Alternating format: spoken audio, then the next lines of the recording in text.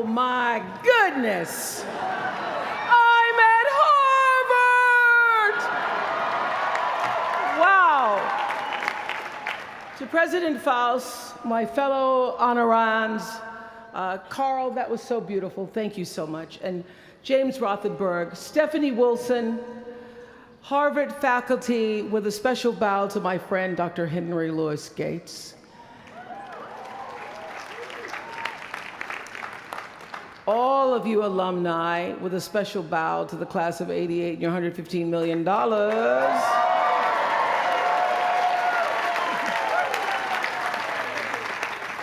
And to you, members of the Harvard class of 2013, hello. I thank you for allowing me to be a part of the conclusion of this chapter of your lives and the commencement of your next chapter. To say that I'm honored doesn't even begin to quantify the depth of gratitude that really accompanies an honorary doctorate from Harvard. Not too many little girls from rural Mississippi have made it all the way here to Cambridge, and I can tell you that I consider today, as I sat on the stage this morning, getting teary for you all and then teary for myself, I consider today a defining milestone in a very long and a blessed journey. My one hope today is that I can be a source of some inspiration. I'm going to address my remarks to anybody who's ever felt inferior or felt disadvantaged, felt screwed by life. This is a speech for the quad.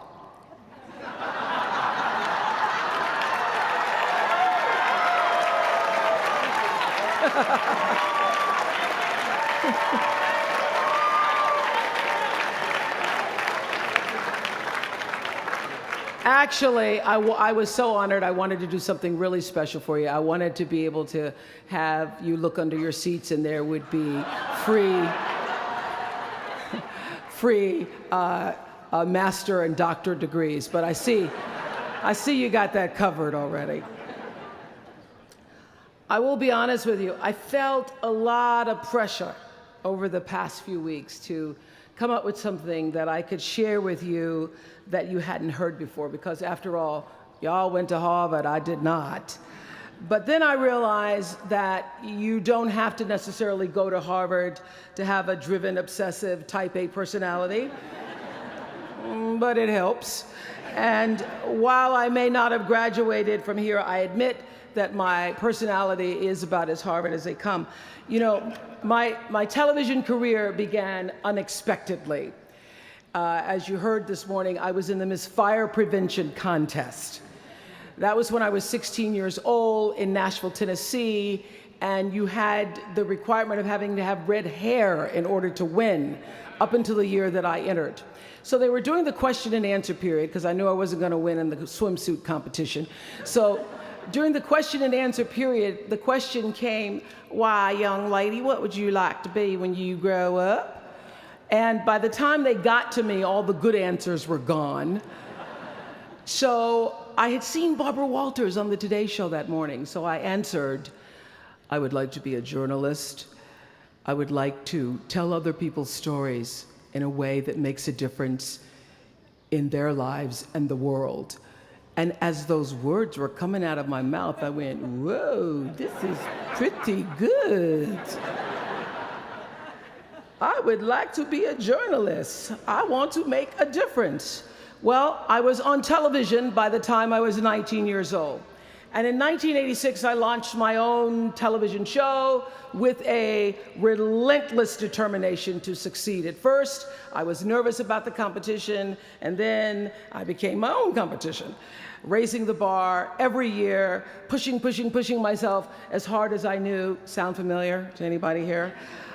Eventually, we did make it to the top, and we stayed there for 25 years.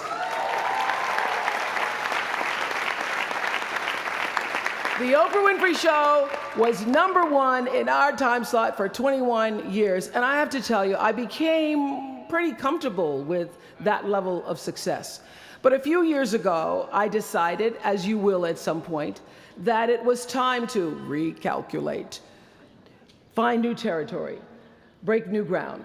So I ended the show and launched OWN, the Oprah Winfrey Network. The initials just worked out for me. So 1 year later, after launching OWN, nearly every media outlet had proclaimed that my new venture was a flop. Not just a flop, but a big, bold flop, they call it. I can still remember the day I opened up USA Today and read the headline, "Oprah not quite standing on her own." I mean, really, USA Today, now that's the nice newspaper. It really was, this time last year, the worst period in my professional life. I was stressed and I was frustrated, and quite frankly, I was embarrassed. It was right around that time that President Faust called and asked me to speak here, and I thought, you want me to speak to Harvard graduates? What could I possibly say to Harvard graduates, some of the most successful graduates in the world, in the very moment when I had stopped succeeding? So I got off the phone with President Faust, and I went to the shower. It was either that or a bag of Oreos. So I chose the shower. And I was in the shower a long time, and as I was in the shower, the words of an old hymn came to me. You may not know it. It's by and by, when the morning comes. And I started thinking about when the morning might come, because at the time I thought I was stuck in a hole. And the words came to me, trouble don't last always, from that hymn. This too shall pass. And I thought, as I got out of the shower, I am going to turn this thing around, and I will be better for it. And when I do, I'm going to go to Harvard, and I'm going to speak the truth of it. So I'm here today to tell you, I have turned that network around.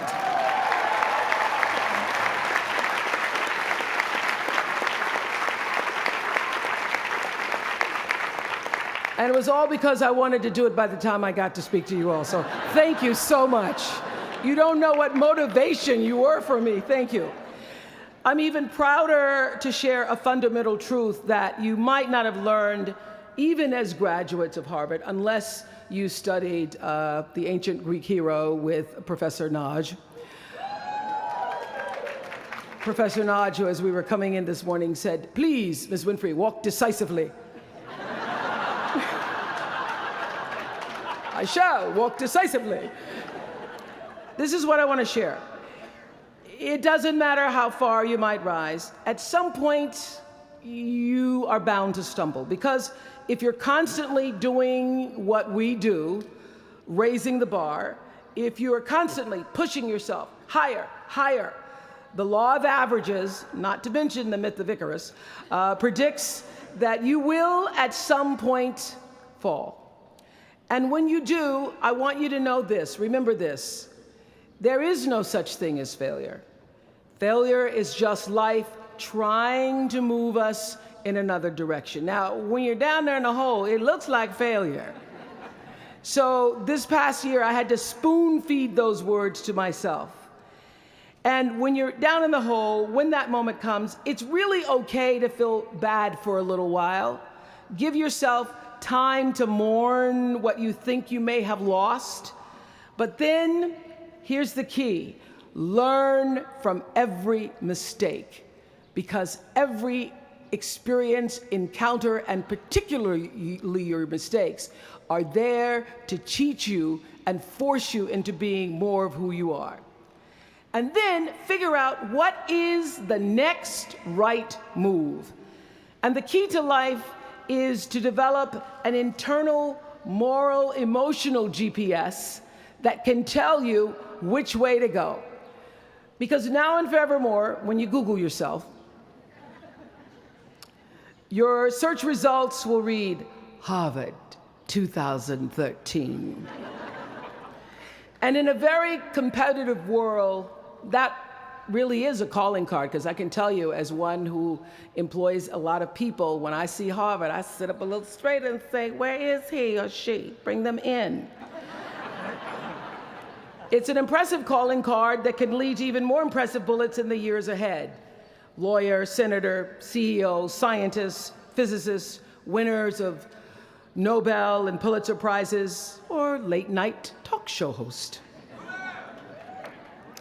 But the challenge of life, I have found, is to build a resume that doesn't simply tell a story about what you want to be, but it's a story about who you want to be.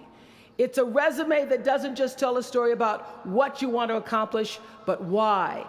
A story that's not just a collection of titles and positions, but a story that's really about your purpose. Because when you inevitably stumble and find yourself stuck in a hole, that is the story that will get you out. What is your true calling? What is your dharma? What is your purpose? For me, that discovery came in 1994 when I interviewed a little girl who had decided to collect pocket change in order to help other people in need. She raised $1,000 all by herself, and I thought, well, if that little 9-year-old girl with a bucket and a big heart could do that, I wonder what I could do. So I asked for our viewers to take up their own change collection, and in 1 month, just from pennies and nickels and dimes, we raised more than $3 million that we used to send one student from every state in the United States to college. That was the beginning of the Angel Network. And so what I did was I simply asked our viewers, do what you can wherever you are, from wherever you sit in life. Give me your time or your talent, your money if you have it, and they did. Extend yourself in kindness to other human beings wherever you can. And together we built 55 schools in 12 different countries and restored nearly 300 homes that were devastated by Hurricanes Rita and Katrina. So the Angel Network, I've been on the air for a long time, but it was the Angel Network that actually focused my internal GPS. It helped me to decide that I wasn't just going to be on TV every day, but that the goal of my shows, my interviews, my business, my philanthropy, all of it, whatever ventures I might pursue, would be to make clear that what unites us is ultimately far more redeeming and compelling than anything that separates me. Because what had become clear to me, and I want you to know, it isn't always clear in the beginning, because as I said, I'd been on television since I was 19 years old. But around 94, I got really clear. So don't expect the clarity to come all at once, to know your purpose right away. But what became clear to me was that I was here on earth to use television and not be used by it, to use television to illuminate the transcendent power of our better angels. So this Angel Network, it didn't just change the lives of those who were helped, but the lives of those who also did the helping. It reminded us that no matter who we are, or what we look like, or what we may believe, it is both possible and, more importantly, it becomes powerful to come together in common purpose and common effort. I saw something on the Bill Maher show recently that so reminded me of this point. It was an interview with David and Francine Wheeler. They lost their 7-year-old son, Ben, in the Sandy Hook tragedy.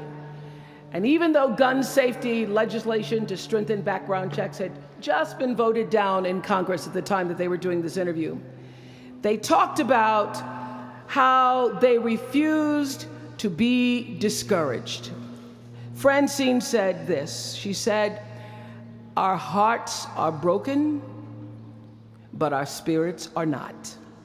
I'm going to tell them what it's like to find a conversation about change that is love, and I'm going to do that without fighting them.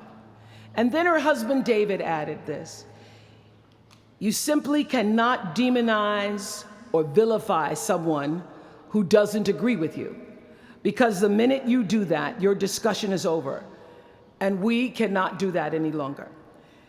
The problem is too enormous.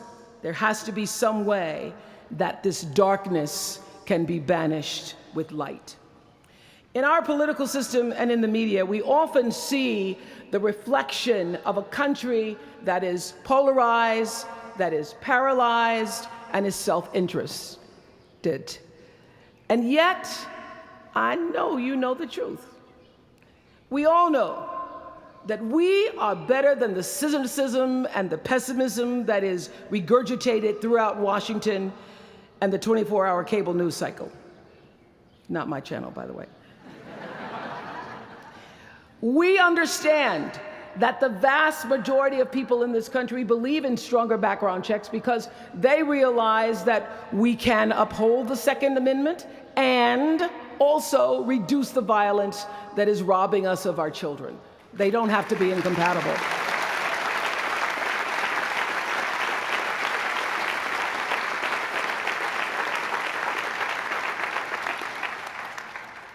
And we understand that most Americans believe in a clear path to citizenship for the 12 million undocumented immigrants who reside in this country, because it's possible to both enforce our laws and at the same time embrace the words on the Statue of Liberty that have welcomed generations of huddled masses to our shores. We can do both.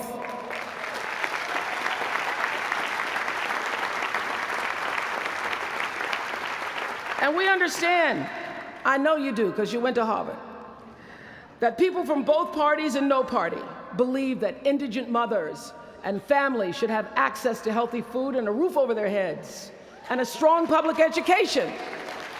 Because here in the richest nation on earth, we can afford a basic level of security and opportunity. So the question is, what are we going to do about it? Really, what are you going to do about it? Maybe you agree with these beliefs, maybe you don't. Maybe you care about these issues, or maybe there are other challenges that you, class of 2013, are passionate about. Maybe you want to make a difference by serving in government. Maybe you want to launch your own television show. Or maybe you simply want to collect some change. Your parents would appreciate that about now. The point is, your generation is charged with this task of breaking through what the body politic has thus far made impervious to change. Each of you has been blessed with this enormous opportunity of attending this prestigious school. You now have a chance to better your life, the lives of your neighbors, and also the life of our country. When you do that, let me tell you what I know for sure. That's when your story gets really good. Maya Angelou always says, when you learn, teach. When you get, give. That, my friends, is what gives your story purpose and meaning.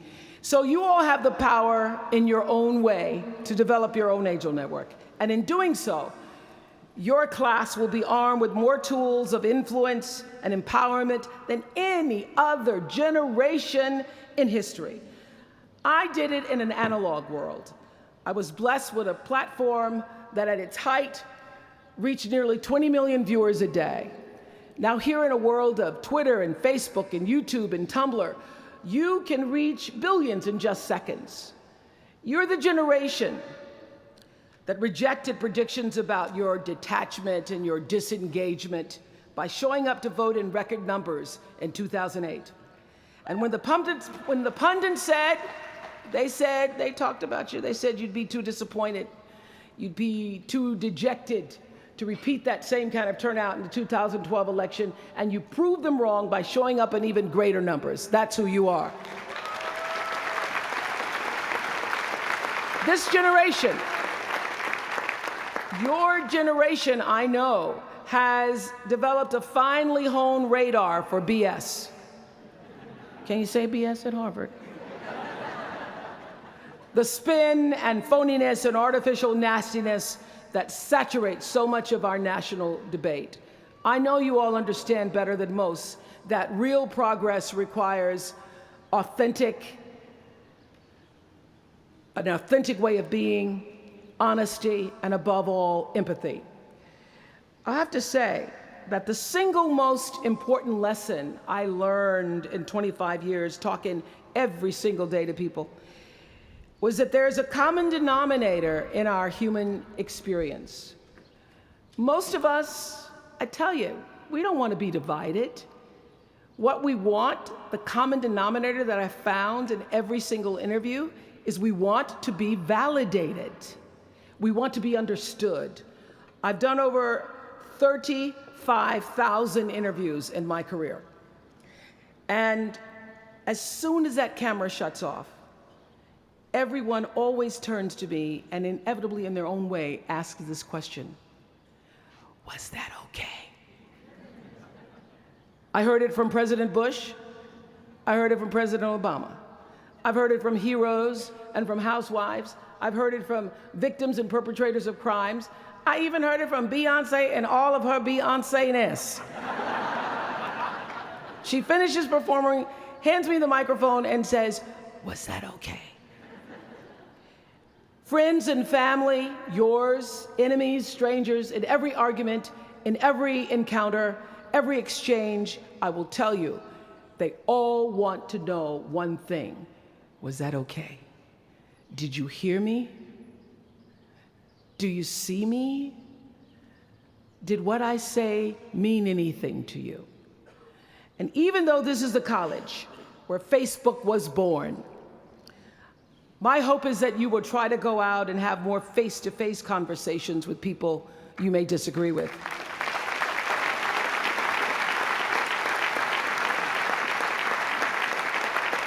That you'll have the courage to look them in the eye and hear their point of view, and help make sure that the speed and distance and anonymity of our world doesn't cause us to lose our ability to stand in somebody else's shoes and recognize all that we share as a people. This is imperative for you as an individual and for our success as a nation. There has to be some way that this darkness can be banished with light. Says the man whose little boy was massacred on just an ordinary Friday in December. So whether you call it soul or spirit or higher self, intelligence, there is, I know this, there's a light inside each of you, all of us, that illuminates your very human beingness if you let it. And as a young girl from rural Mississippi, I learned long ago that being myself was much easier than pretending to be Barbara Walters. Although when I first started, because I had Barbara in my head, I would try to sit like Barbara, talk like Barbara, move like Barbara. And then one night I was on the news, reading the news, and I called Canada, Canada. And that was the end of me being Barbara. I cracked myself up on TV, couldn't stop laughing, and my real personality came through. And I figured out, oh gee, I can be a much better Oprah than I could be a pretend Barbara. I know that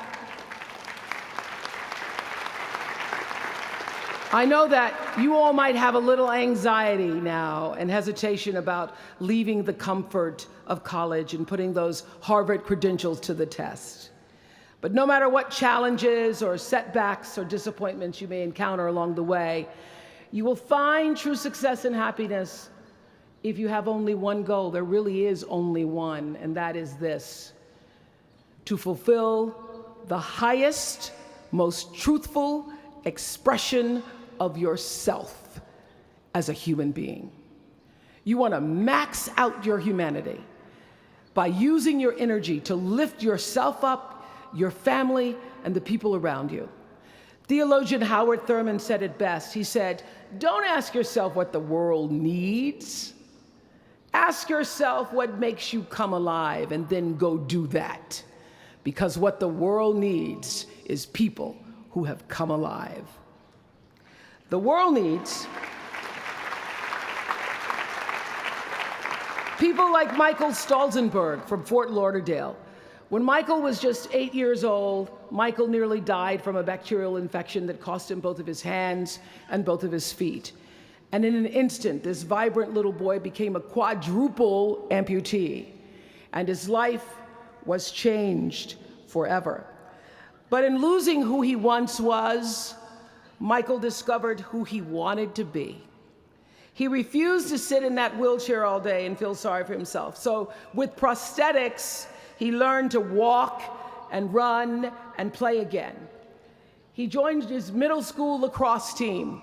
And last month, when he learned that so many victims of the Boston Marathon bombing would become new amputees, Michael decided to banish that darkness with light. Michael and his brother Harris created MikeysRun.com to raise $1 million for other amputees by the time Harris runs the 2014 Boston Marathon.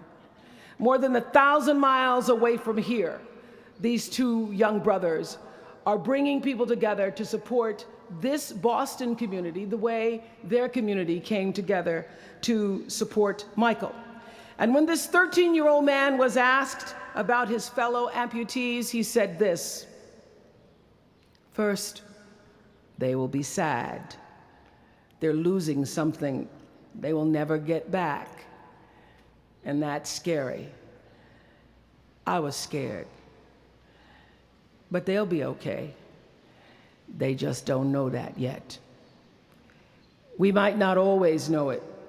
We might not always see it or hear it on the news or even feel it in our daily lives. But I have faith that no matter what, class of 2013, you will be okay. And you will make sure our country is okay. I have faith because of that 9-year-old girl who went out and collected the change. I have faith because of David and Francine Wheeler. I have faith because of Michael and Harris Stolzenberg. And I have faith because of you, the network of angels sitting here today. One of them, Khadijah Williams, who came to Harvard 4 years ago. Khadijah had attended 12 schools in 12 years, living out of garbage bags amongst pimps and prostitutes and drug dealers, homeless, going into department stores, Walmart in the morning to bathe herself so that she wouldn't smell in front of her classmates. And today she graduates as a member of the Harvard class of 2013.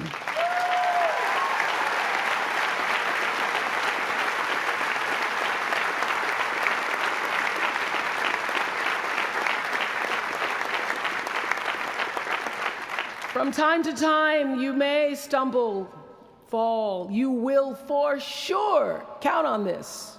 No doubt. You will have questions and you will have doubts about your path. But I know this: if you're willing to listen, to be guided by that still small voice that is the GPS within yourself, to find out what makes you come alive, you will be more than okay. You will be happy, you will be successful, and you will make a difference in the world. Congratulations, class of 2013. Congratulations to your family and friends. Good luck, and thank you for listening. Was that okay?